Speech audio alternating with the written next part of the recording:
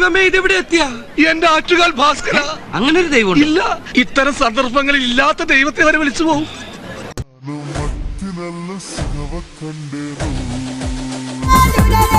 क्या नजारा है, क्या माल है यार.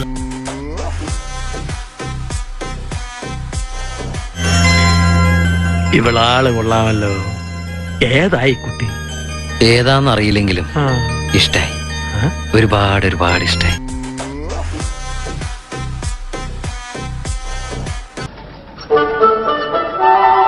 എന്തൊരു പേര്?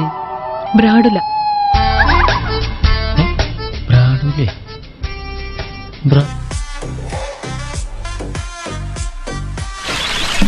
അയ്യോ, എന്താ ഇത്?